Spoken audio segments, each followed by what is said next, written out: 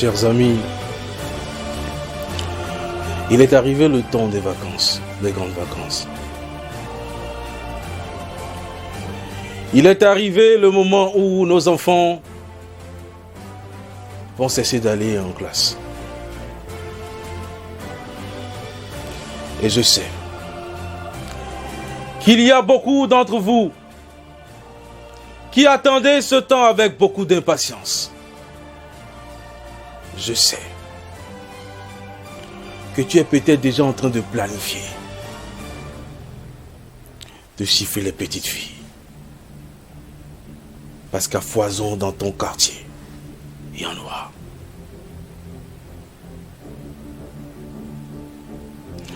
Je sais qu'il y a beaucoup qui parmi vous vont profiter pour tromper ces fillettes, pour les entourlouper, pour les enceinter même. Et peut-être, beaucoup vont les faire avorter aussi. Et il se peut que parmi les filles, ou ces fillettes qui viendront en vacances, ou qui iront en vacances, quelques-unes décèdent même. Parce que on a voulu faire un crime rituel. Ou simplement parce qu'un avortement aura mal tourné. L'heure est venue donc et je sais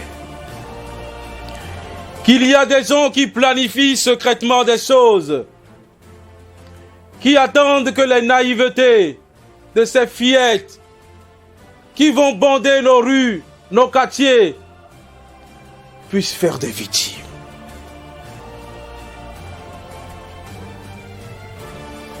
Je sais qu'il y avait qui sont très impatients.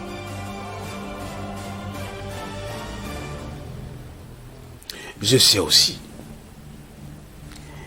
qu'il y a des parents irresponsables qui, pour se débarrasser de leurs enfants, vont les envoyer en vacances chez un pervers sexuel, chez un oncle qui est méchant. Dans un village peut-être où un cousin va venir leur enseigner les mauvaises choses. Parce que eux, parents, ils veulent être libres. Ils veulent respirer. Ils veulent avoir du temps pour eux aussi aller faire les mauvaises choses. Je sais. Je sais aussi que dans les entreprises, une vague importante de stagiaires va passer.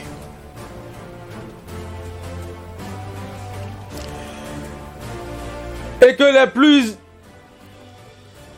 les plus malhonnêtes, les chasseurs, les prédateurs, parce que c'est la saison peut-être du maïs, vont égrener, vont manger, vont se servir. Un peu comme sur des épis de maïs. Ils vont en avaler. Ils vont même faire du chantage. Je sais. Je sais qu'il y a des parents qui, eux, ne savent même pas ce que font leurs enfants durant la journée et qui sortent. Et quand ils reviennent le soir, ils n'ont même pas la clairvoyance, l'intelligence de poser un regard sur leur enfant, sur leur fille, sur le garçon, pour savoir comment la journée s'est passée.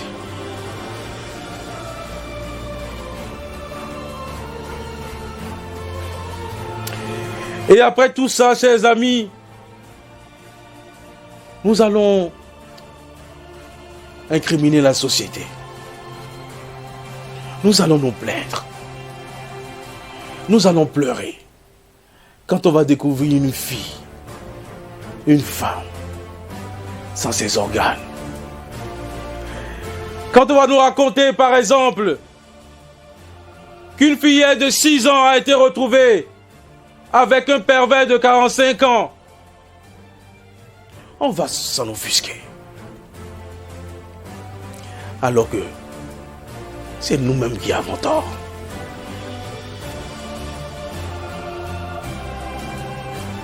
C'est nous-mêmes qui avons tort. Un peu comme si les vacances scolaires étaient des vacances aussi pour les valeurs. Où on peut faire le désordre un coup. Où on peut faire ce qui n'est pas permis. Ce sont comme les vacances. Et puis on va passer à autre chose après.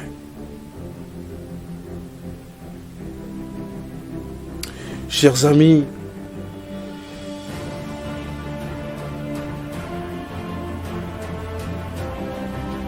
je suis tenu de vous dire la vérité. Que cela vous plaise ou non. Parce que bien des fois, c'est un père qui a échoué et qui amène un enfant à être victime.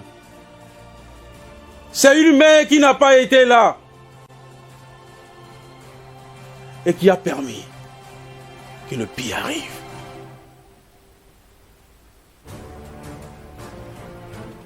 Toi qui demandes à ton enfant d'aller vendre dans le quartier sans garde-four, sans jeter un coup d'œil, sans savoir jusqu'où il peut aller.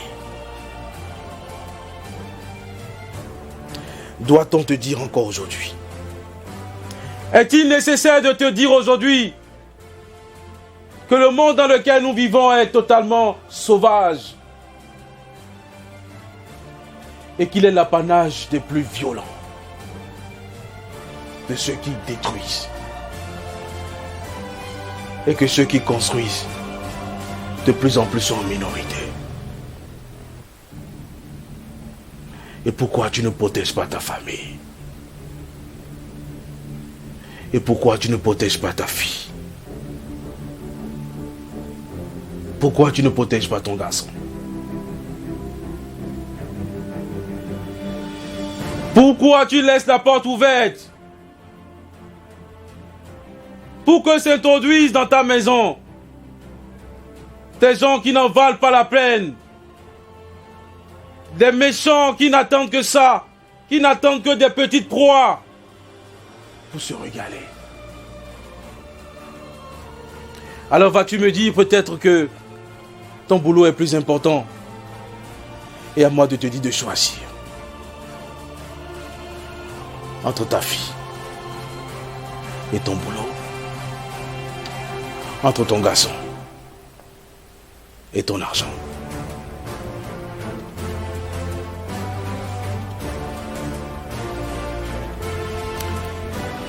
Parfois on voit des enfants qui déambulent et on se demande bien s'ils viennent d'un endroit précis, d'une maison précise, s'ils ont un père, s'ils ont une mère. Mais il faut que tu le saches. Si tu n'as pas été capable de protéger ton enfant, ton garçon ou ta fille, alors sache que tu vas rendre compte. Si tu n'as pas été capable de protéger ton enfant par rapport à ces prédateurs, à ces méchants qui rôdent et qui sont là à chercher la moindre faille, alors sache que c'est toi qui vas répondre. Et que tes pleurs de dernière minute, les larmes de crocodile ne changeront rien. Parce que tu es un acteur aussi, un acteur majeur. Tu dois réfléchir en effet. Tu dois faire des efforts en effet. Tu dois prendre sur toi.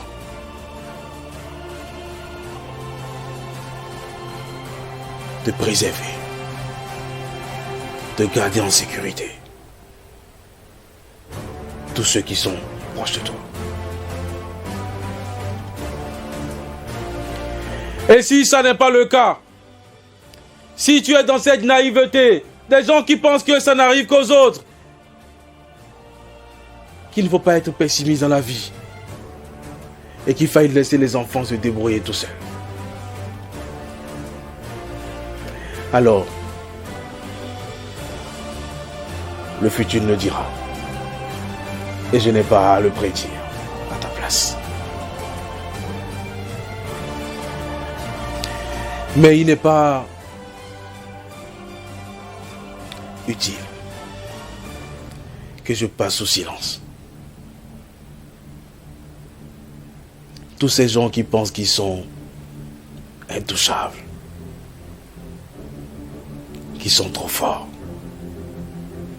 qui sont au-dessus des lois de la vie, qui sont au-dessus de la justice de ce monde, et oublient royalement que la justice de ce monde ne sert à rien, et que la vraie justice, c'est la justice de la nature, de la vie elle-même.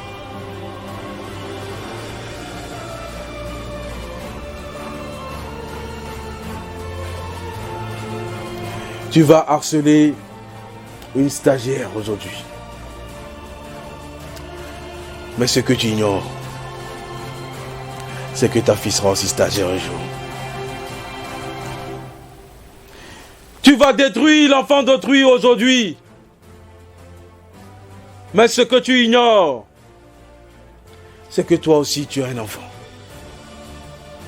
Et la chaîne de perversité ne se rompra pas à ton niveau. Un autre plus gros pervers que toi-même va se charger de rétablir la justice. Et tu verras. Tu es pédophile et tout le monde sait. Tu fais même des vidéos et on constate.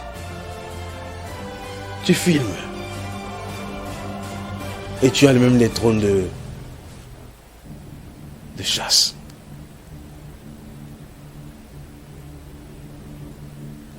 C'est toi qui es fort. Mais c'est une question de temps.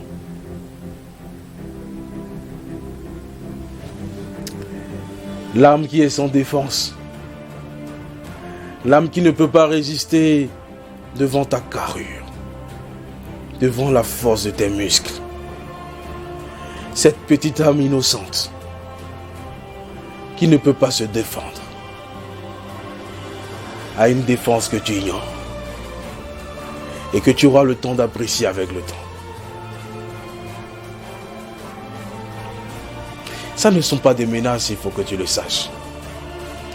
J'ai juste la chance de t'avertir pour que tu ne tombes pas dans ce piège et que tu y renonces. Il en vaut pour toi comme pour tout le monde.